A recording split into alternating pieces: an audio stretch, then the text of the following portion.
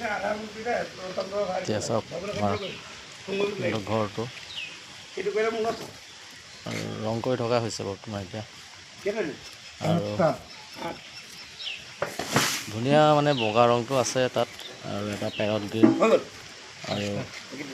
অলপ অৰেঞ্জ কালাৰটো আছে অৰেঞ্জ কালাৰটো অলপ কমি গৈছে ৰংটো ডাৰ্কনেছটো তাৰপিছত এটা মানে কিন্তু গ্ৰাছ ইউনিভাৰ্চৰ লগত কানেক্টেড এটা ৰংটোৰ লগত আমাৰ মিলোৱা হৈছে লাহেকৈ আৰু এইফালে আমাৰ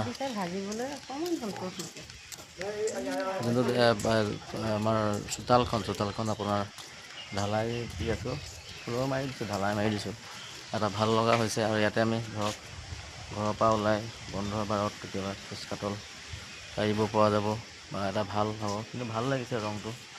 ব্লেক হৈ আছে কাৰণে ক'লা ৰংটো এটা বেয়া লগা নাই ঢালাই কৰি আছে আৰু আমাৰ কৰি আছে আমাৰ এজন গাঁৱৰে বাদল দা আৰু আমাৰ এজন পবিত্ৰ দা তাৰপিছত আপোনাৰ আৰু এজন আছিলে গুণীন আমাৰ লগৰে গতিকে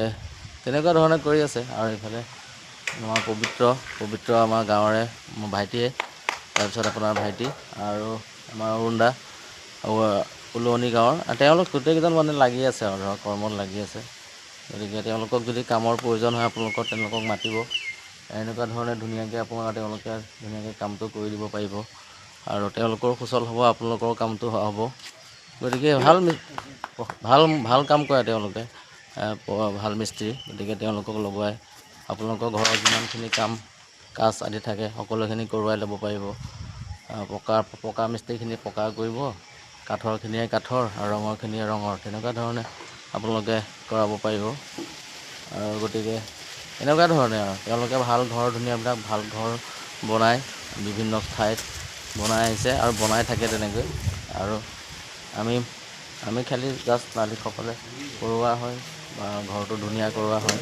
গতিকে সেই মিস্ত্ৰীখিনি যদি লাগে আপোনালোকে সেই যোনখন গাঁৱতে বিচাৰিলে তেওঁলোকক পাব আৰু তেওঁলোকক খবৰ দিলে তেওঁলোকে বনাই থৈ আহিব পাৰিব সেয়াই আৰু ভাল লগা হৈছে আমাৰ এতিয়া ঘৰটো লাহেকৈ ৰংটোৰ কাৰণে এটা ধুনীয়া ৰং হৈ আহি পৰিছে